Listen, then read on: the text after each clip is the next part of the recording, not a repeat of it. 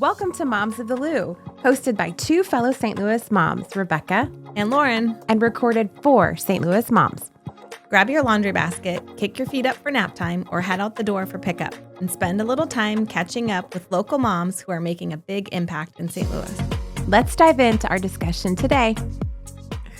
All right, St. Louis moms, we're back for another episode of Moms of the Lou. Today, we're so excited to be chatting with Tara Gallina. She is the co-owner and chief experience officer of Take Root Hospitality Group here in St. Louis, and we're so excited to be chatting with you. So welcome. Thank you so much. I'm so happy to be here. Yes.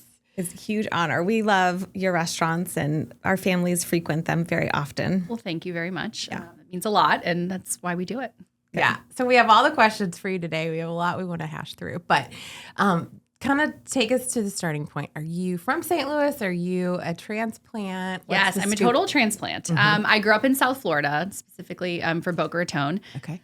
Went to college in Orlando at University of Central Florida, studied broadcast journalism, realized by my senior year that was probably not where I saw my life going at the time, but it was too late. So, already committed. I entered the job market not having any clue what I was going to do, like most people. Correct. Worked in nonprofit for a touch, worked for a crazy entrepreneur that was saving it for my book one day. Taught me a lot of things about what not to do in life. But it gave me the opportunity to really kind of on my own learn to cook.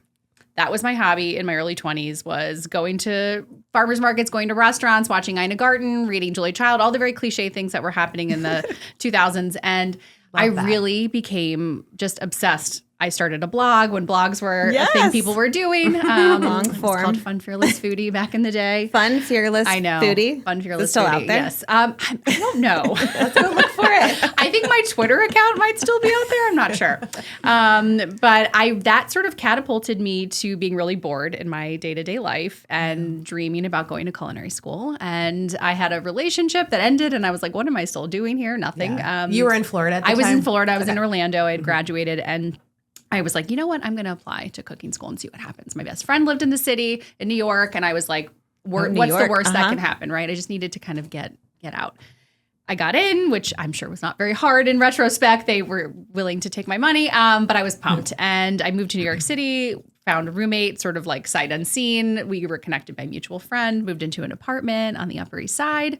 Fell in love with culinary school, said yes to every volunteer opportunity, went to school at night, worked during the day. Just, I really dove in because I felt very much that it could be over very quickly. It was like a 9-month commitment. And if it didn't work out or I couldn't afford, to live there and stay, I was going to have to go back. So I was very motivated. Yeah. Wow. Like the ultimate experience in your 20s. It really was. I'm not going to sugarcoat it. It really was. Looking back, I cannot be more grateful that I took that time to do it. And I made friendships and had crazy, wild 20-something adventures in New York City. Yeah. I grew up watching Sex and the City in high school. So, I think I were living that life. I was. And not inspired. really, but trying to. But it was just the kind of place where you could wake up every day. You could go walk outside. You never knew where your day was going to take you. And I loved that. But I worked in a lot of different aspects of food. I don't think I ever thought I was going to be a chef. That was not really, it's kind of what was drawing me. But my journalism background, I love to write. I love to, to cook, obviously. So I worked in food media.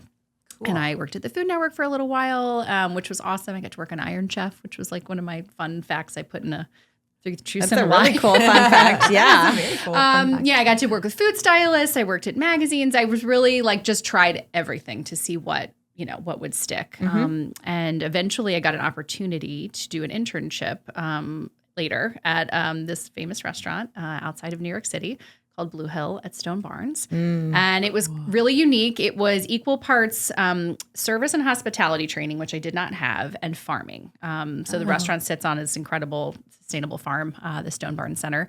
And it was just something that I was like, if I don't do this, I'm going to kick myself. I had a mentor at the time that was like, she worked there and she would help me out at the culinary school. And so she was very like, you should really try this. Yeah.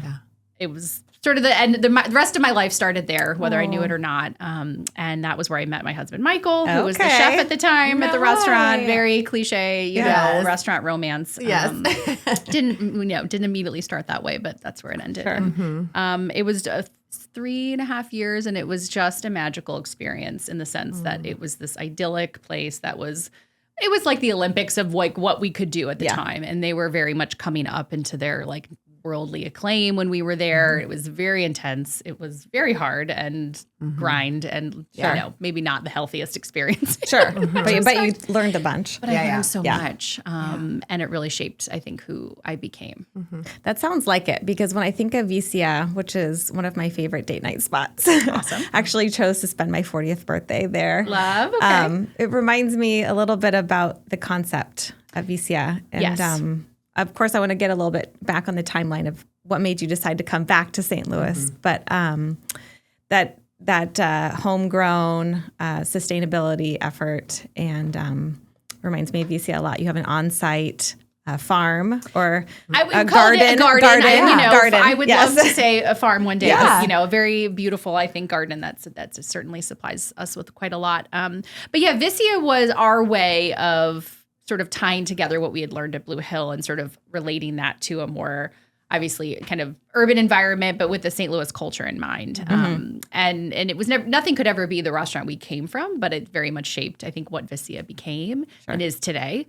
And I'm really proud. I think we are 9 years into this experiment, and you know, I think who it is and the voice we have, I'm very confident in, and I feel is its own. It stands on its own now. You know, I don't feel like I'm constantly like, well, you know, it's like the place we used to work. You know, we're kind of past that now, which feels really good. Absolutely. Yeah. Okay. So, I jumped ahead. We did. We did. I know. We can jump back. New York to St. Louis. Was there something in between, or did you come straight back? We kind of came straight here. So we got married in the summer of 2015. Went back to the restaurant, and I think realized it just felt different, you know. And for Michael, he was a chef de cuisine. He worked under Dan Barber, who was the chef owner, and Dan's never going anywhere. It's Dan's restaurant. You know, Michael had really hit the like sort of limit of where he could go. And not to say I certainly had more room I could have grown. I don't regret it, but you know, it wasn't the end for me. But I think we felt as a team like we should probably kind of give something a try, right? Yeah. And not knowing what that would be or where it would be, but knowing that I think family was really important to the both of us. And so that meant St. Louis or it meant South Florida. And I love my family so much, but I didn't feel, you know, South Florida was really the environment, I think, for what we wanted to do. And so we're like, well, that leaves us one option. Yeah. So we packed up the car and, you know, sort of headed west and came back and lived with his mom and, you know, did very much just exploring, right? We wanted to get to know the community, get to know the producers, the farmers, everything, figure out, you know, did we really want to open a restaurant? And we did some pop-up dinners was sort of our initial, sort of dip our toe into the St. Louis waters, and they were called Rooster and the Hen, which is our kind of old identity. Our last name is Hen in Spanish, which, you know, it's not necessarily a part of his culture, but it's, you know, what they called him growing up. And that was sort of how it came to be. So we did one, and then that turned into 21 before we opened Vicia. Okay. So we were the like process. Bootstrapping it out of the back of our car and borrowing whatever restaurant we could get for about a year. And that was great. But it really allowed us to, I think, get to know St. Louis and let them get to know us in a way that I think would have been more forced if we had just opened up and been like, come on and check us out, you know, because it was very much at the time built on this reputation of where we came from, you know, which was a huge advantage, and I'm super grateful for, because it allowed us to get our names out there in a way that not everybody gets the chance to. But then we had to prove it, you know. But that's what brought us back.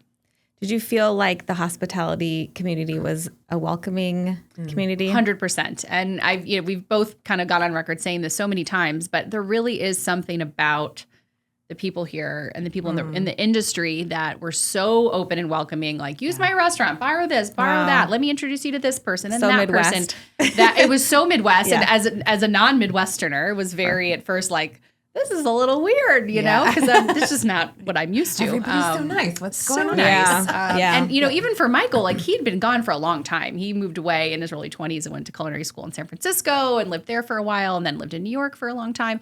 You know, so he didn't even really know kind of what home was like anymore outside of just visiting his family. So for both of us, it was very much kind of a get to know you experience. And it was awesome because we couldn't have done it, you know, without everybody's help. Nothing is more frightening for a parent than watching their child struggle to eat or fall off the growth chart. At Sensory Solutions, they understand how urgent feeding difficulties can be, and they're here to help. Their expert team provides pediatric physical, speech, occupational, and feeding therapy for children from birth through early childhood. Whether your child is not eating, struggling to progress, or is an extremely picky eater, early intervention can make all the difference, especially between ages 0 to 4. With 4 convenient locations and evaluations within 7 business days, Sensory Solutions is here to support every family, every step of the way. And this was before your kids were born. So you kind of had that time to do that together. We did. To explore it as we had nothing besides our 2 little dogs that they were our whole world at the time. Right. We really didn't have anything stopping us from working crazy hours and, driving all over the place, which was awesome. Yeah. And what came after Vicia? So we opened Vicia in 2017, and I don't think ever imagined that we do anything else besides that. Yeah, it's really hard to do. Sure. Yeah. And there's sort of naturally this opportunity came up to buy what was Winslow's home at the time. So we knew the previous owners and gotten to know them because we loved going there. And they had a farm that so it was all we were kind of very sort of met up with each other in this sense that I had heard that they were thinking of selling and they were thinking of talking to us about buying. So it kind of just worked out really. It's a very good fit. It wasn't something we were actively trying to do, but I was like, I can't imagine anyone else owning this. I was like, I feel like this is our moment because we really wanted to have a casual sort of counterpoint to what Vicia was. Yeah. And so sure enough, and we opened Winslow's table, so a slight shift there, in 2019. And here we are today. Right before. Then this crazy thing happened in the world. Oh gosh. I know. Talk about timing. We were open November of 2019. Gosh. It was like just when we felt like we had kind of figured out what the heck we were doing. It was like, just kidding. We're going to stop and change it all. Yeah. But I think that restaurant was particularly meant for that moment because of how community rooted it is. Yes. Mm-hmm. And we became everything that we needed to be. We were, a store. We were a market. We built a window you could walk up to and buy, whatever online grocery store we created overnight. We were doing all these prepared meals and, it just kept evolving. And it became so many different things, but it was really sort of in a reaction, I think, to what everyone needed it to be. I could see that. It was a wild time, but and looking back. But then when it kind of, when things became whatever they are now, I am really happy with what it is because I think because we came from this fine dining background and that's kind of all we knew, I think our initial sort of launch of Winslow's was too much for what I think it needed to be. And so not glad what happened by any means, but it did allow us, I think, to reset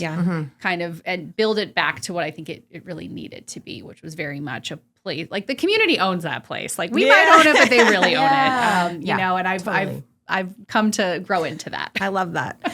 I used to live on Stanford, just a few streets down, and so that was my easy go-to as a new mom. And there was it really many was just like my when it was Winslow's home, and it was just like my easy, effortless place. Actually, found out we're having another girl at Winslow's. We decided to open our. It's kind of a funny story. I don't know if I ever told you that. We opened up the gender reveal there. We bought ourselves a little cupcake, maybe a goat cheese cookie. Yes. It was the first place I brought my daughter Olivia when she was a newborn. Before it wasn't our restaurant at the time. That meant a lot to me then, and we didn't even live right in University City. But it's really that place means not that Vicia doesn't, but in a different way. I think, especially the stage of my life, that I'm in now as a mom, it's just such a place for everyone that I'm really proud of. And that's not just because I made it that way. I mean, it's just like, it's a collective effort. But we see so many people come in, with the stroller, with I just need, we know what Get you me need. out of the We house. got you. We got you. Yes, don't worry about it. And we see people every single day, which is the highest compliment that we could ever receive. And my team there is just so good at knowing, okay, let your kid run. It doesn't matter. Let him run around. We got it. Don't stress. It's okay. It feels that way. And I'm glad to hear that because that's very much what we try to, instill in them. And that's what that place needs to be. It's for the community. Yes, I think the food is great. And I think we do awesome things above and beyond maybe what we even have to. But at the same time, it has to be a place you're comfortable coming in your sweats and, your F.A.R.M.S and who cares? Yeah. Yep. So but also know you're going to get really good food. Yeah. How are you managing this as a mom of 2 young kids? Like, how are you structuring your day? How are you doing this? Because restaurant world is so grueling, and how are you doing it? Always work to be done, I assume.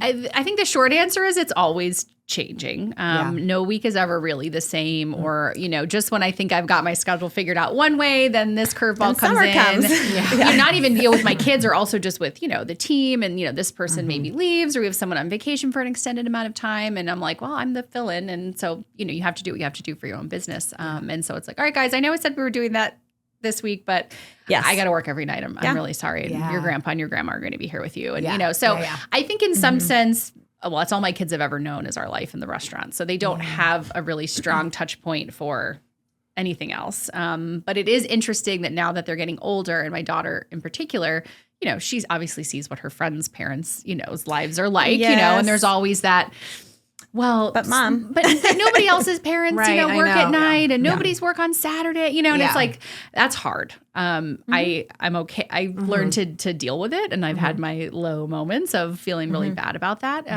But I try to push back on her now in a way to say, yeah, but like, I can go to the 10 a.m. party at your class, right? So because true. I can make my own schedule. There are some flexibility, or we can do all these fun things on Mondays because I don't work, on Monday. So I try to show her there's like 2 sides to it, and they're kids, right? They don't always understand that. And she's saying that, later down the road, it always comes back where, like, if you think back on your childhood and you think back on your parents, you have such a new appreciation for them.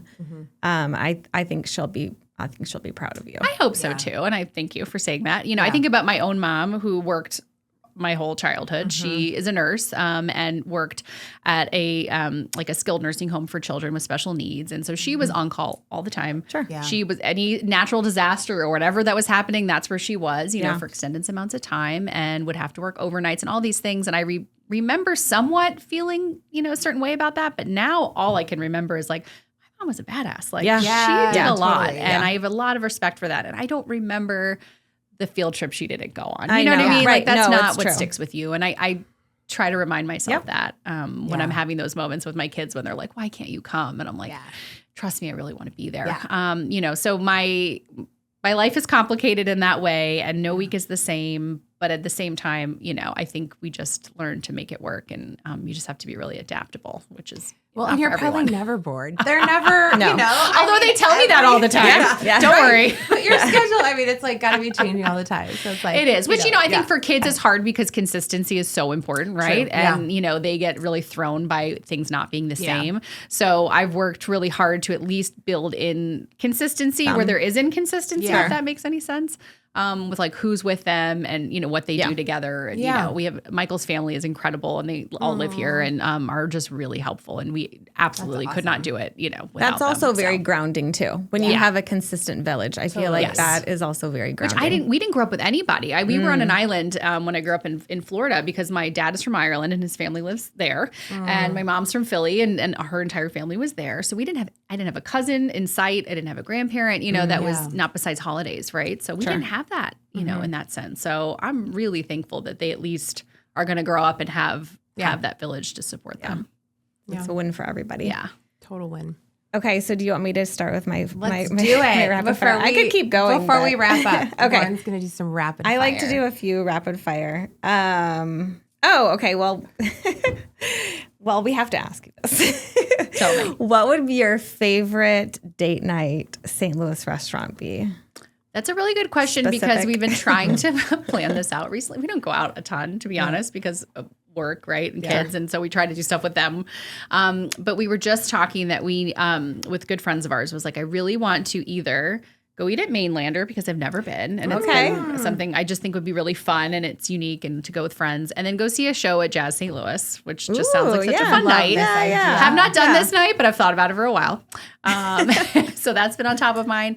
And we also love sushi. And so I've been really dying to go to Nobu Sushi, which I have not been to. I love Sato and Indo, and we've been to those places several times, but want to try something different. So if we get a chance, that's the next 2 date nights. I love that. It's always good to know new spots to check out. Okay. What's your favorite neighborhood to explore in St. Louis? I gotta say my own. And what is that? We didn't even touch on that. So I'm a proud Webster Grove resident. Oh yeah, we did. Okay. And I really like, it has everything, and that's kind of why we moved there. But as I've kind of grown into it, and our kids have grown up, like it really like food, bookstores, coffee shops, parks, literally we don't. We do go out and explore other places, sure, but like I'm the happiest. You almost don't need to. No, like I'm really the happiest when I'm in Webster. Yeah. Webster is a very special place. We don't own a restaurant in Webster, and I've always like thought about it, but then I'm like, I think that might ruin it for me. Yeah, it's kind of nice to not have. Don't do it. Yeah. Maybe a little more anonymous that way. Yeah, I think so. I don't blame you. Okay, so let's just do one more. Best piece of mom advice you've ever received. Oh, it's a little deeper. That is deeper. I have received. Or that you could give to anybody, maybe to share with us. This kind of touches on what we were chatting about, I think, before we started. And I was thinking about this on the way over because I had a feeling we would maybe talk about something like this. And I think it's very much like stop apologizing for the life you don't have and live the one that you do, because we are so sorry about all the things that we don't have, or, our house doesn't look this way, or our kids don't go to this activity, or but we also have so much, and I gotta stop sometimes and just respect that and appreciate it and know that like that is enough. And so many other moms look at me and go, "Oh, I wish I had what she had." I think that happens to so many of us, and it's really easy, I think, with Instagram and everything to get caught up in this like fake life that no one really has. And like comparison. We can't be perfect. Trying to be is ridiculous. Having it all is not real. Leaning into whatever all the buzzword, it's built us up. I think especially like I'm in my 40s, I've heard so many different versions of this, over the years, that it's unrealistic to expect to be great at your job, great at parenting, great as a spouse or partner, whatever, all at once. Yeah. Something is always sort of not at its best. Totally. Right. And you got to just, I think, check in and figure out which one's floundering and then maybe give it some attention, while the other one's okay. But having all of those things perfectly aligned, no one's life is like that. Not realistic. And I think you gotta always remember that. I like that. Good word. So what do we have to look forward to?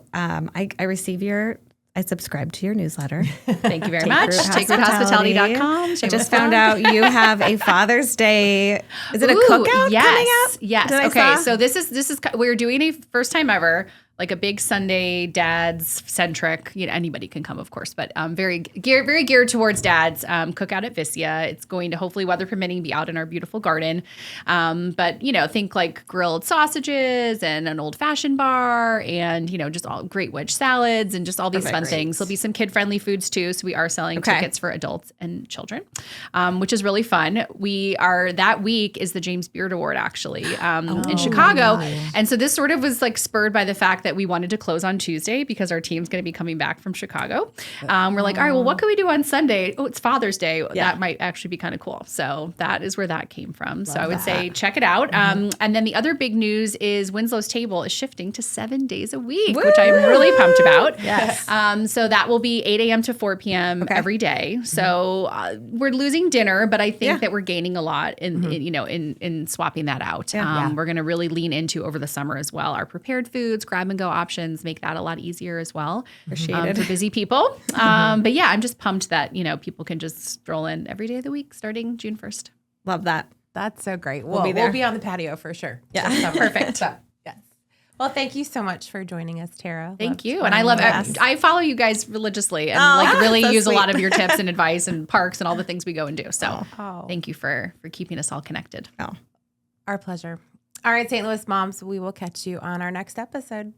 Thanks for listening to Moms of the Lou. We hope it encouraged you and put a pep in your step and helped you get to know our community a little bit better. Be sure to find us on Instagram, STLewis_mom. You can find us on Facebook, St. Louis Mom. You can find us on our website, www.stlouismom.com. In case nobody else tells you today, you're a great mom and you're doing a great job. Chat with you next time.